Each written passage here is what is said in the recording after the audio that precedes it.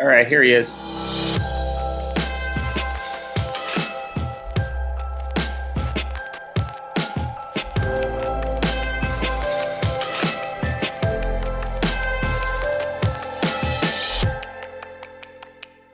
I mean, just that description makes me think, well, you must be brilliant, because you're just sitting, I mean, like, this is not what the typical writer is trying to do. Want to tell a story, here's a character. You're telling, like, it's wrapped in all this stuff.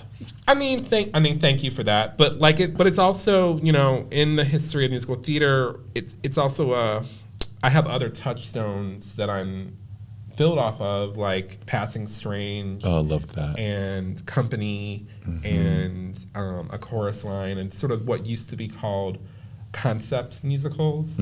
And especially with something like Company that has this sort of single protagonist, and he has all these married friends of his and these little vignettes about sort of being single in New York in the 1970s. And I've really always loved that show and the songs in it, and that was one of my touchstones for, like, can I do my version that's sort of this singular protagonist who you get to really go into his internal world and see things as he sees them. Is he a reliable narrator? Like, is the world actually happening the way he thinks, or is it like... I guess I would say yes and no, because he's telling you everything as he sees it, but as he sees it is distorted by self-loathing.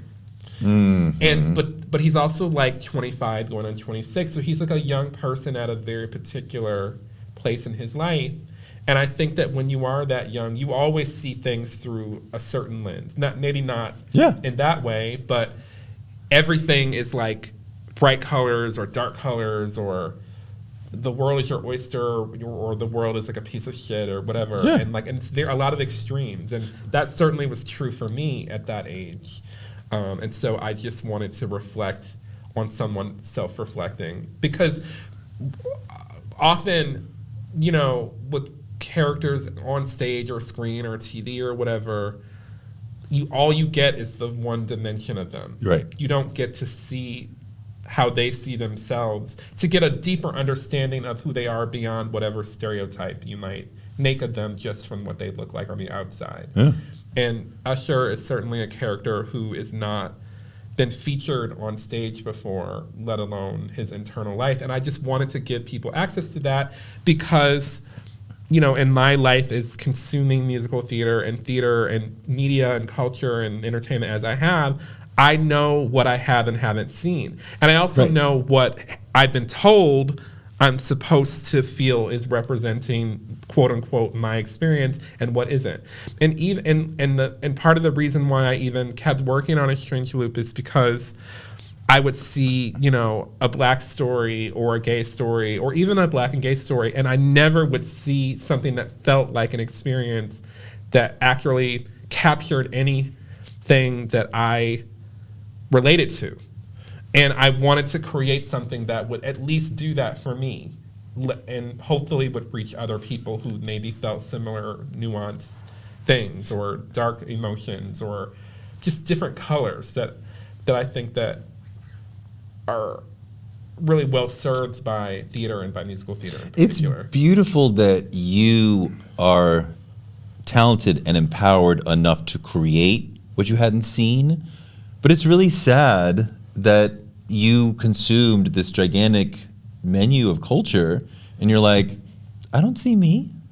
Well, except what's interesting is that, like, and this is like the hard thing I feel about even saying that something is, a piece of art is for you or not for you. Because I did see myself emotionally in many things that I saw, but they weren't necessarily always black works or gay works or queer works or whatever. Sure. And so, a lot of me even building A Strange Loop is inspired from seeing other things that resonated with me, even though they are not supposedly, quote unquote, for me. Sure. So, like, one example of that is the original production of Death of a Salesman Okay. that I saw with Brian Dennehy when I was 19 years old.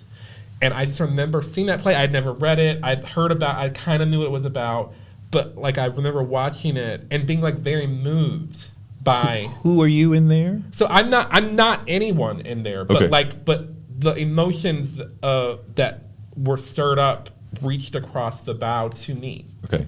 And I thought that was such a powerful experience. And I wanted to do something like that where I can reach across the bow from my experience and that other people can feel connected to it. And that's a really amazing thing that really happened off Broadway and repeated itself on Broadway, is that people would come up to me after the show, because I would often come, to curtain, and they would either be like, you know what, I'm a fat black gay man, or I'm a black queer person, or whatever, or I'm a trans person of color, whatever that is, and this is my life, and I feel seen in it.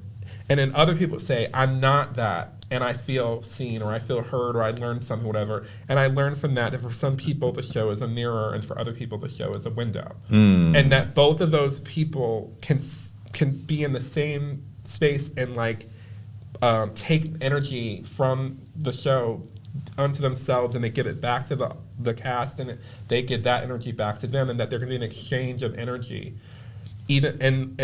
And you can meet the show, and they can meet the show wherever they are, wherever they are. And it's not like you have to check these boxes. You must be this tall to ride the ride. That you must check these boxes in order to understand or to feel it. Yeah. That it truly is for you to decide where you meet where Usher is going through. It presents a person's soul. Right. Without provoking or implicating the audience. It's not saying, you are wrong, white person. This is my experience. But certainly there are things in it that people experience that are those things. Sure. But that's not the sole purpose of it. And everybody sort of gets equally poked in one way or another. Yeah. And that's why one of my favorite parts of the show is when everyone's invited to clap. Mm-hmm. And then you have to make a decision. Do I participate in this? Do I not? And then how do I feel about my neighbors participating or not participating? And all of that energy is in the loop. Mm-hmm. And all of that is exactly what Usher feels in his body all the time. There's a moment when Black history comes onto the stage, and Harriet Tubman comes, and it's Carter G. Woodson, it's Frederick Douglass. No, it was gonna be Frederick Douglass for a hot second, but then I changed it to Carter G. Woodson. Okay. So it's Harriet Tubman, Carter G. Woodson, James Baldwin, Zora Neale Hurston. Yes. 12 Years a Slave. That was what killed me. And the Secret Surprise guest. Okay. But I mean, so the first three, I'm like, oh, he's being judged by Black history. Okay, right? Because I'm thinking Harriet Tubman's going to be like, what are you doing, right? And but then when Baldwin comes, I'm like, oh, well, he's company now. Baldwin would love this, right? So and Zora too would be on your side. But the interesting thing about this, from my perspective, maybe people don't get it, is that for me, the names in some ways are kind of, it could be anyone. I had to pick some names. Okay. And those are the ones I picked, some just for comic effect. Sure. So I don't actually necessarily know that I'm not necessarily making a specific it's James Baldwin is on his side or not, because all of them are reading him for filth because he's not doing the Tyler Perry thing. Mm-hmm. So that's actually I think the real question is would James Baldwin like House of Payne? He might. I think he would not. We don't. But how do you know? I think this is an interesting point. I think Baldwin is an artist with a capital A. Mm-hmm. Who would talk about craft and quality, who would spend 18 years on a book or a play or whatever, and would see. But how do you know what his guilty pleasures are? Fair. I would watch and just like that. Fair. I mean, when you go to the realm of guilty pleasures, I mean, I feel that when you bring up Tyler Perry, right? There's been that schism in black families, black culture, right? And it comes up right Thanksgiving, Christmas, right? We're gonna watch the Tyler Perry movie, or we're gonna watch the Spike Lee movie. Right. You know, maybe Ryan Coogler sneaks in there on the Spike side or whatever. The youngers want to watch the more artful Spike kind of thing. Right. You know, the aunties want to like, let's just watch. That's where and I feel like Baldwin would be like, let's watch some art here.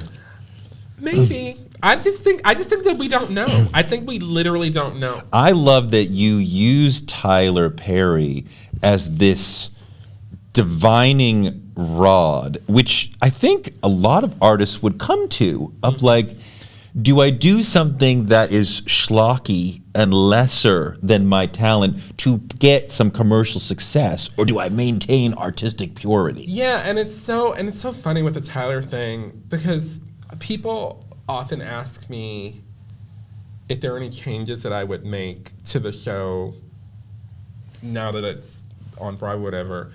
And the answer to that is yes and no, because like as I change, the show changes. So like literally every time that I've worked on it, I've always will adjust something. And the funny thing about this time on Broadway is that I'm like, there's actually some of the Tyler stuff that I would adjust slightly. In part because I developed a little bit of a relationship with him. Okay. Over text. Do you feel embarrassed it's a little bit? It's not embarrassed, but like he can take it. Yeah, he hasn't seen the show, and he won't. But like, I don't think, unless he surprises me before we close. But like, it's always the thing that's so important to me to really hit home with that is that it is not personal.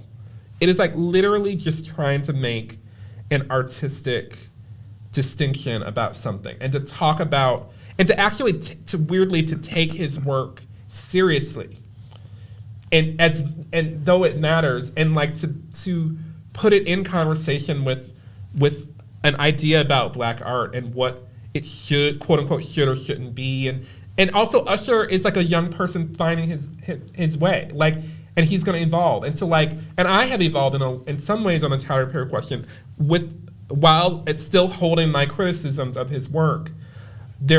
I would go further to make it as clear as possible that this is not like a personal attack. It doesn't feel like a personal attack, and it feels like he's pretty much the only black artist who you can just mention their name and immediately there's an artistic conversation, controversy. Do we like, do we not, do we understand, do we accept? Yeah. Spike isn't quite there that same way. You know, we like Spike's work. But it's, the funny thing about it is that I have like plenty of criticisms of Spike's Absolutely, work. absolutely. But like, it's just, no one has ever told me that I need to write things more like Spike. Right.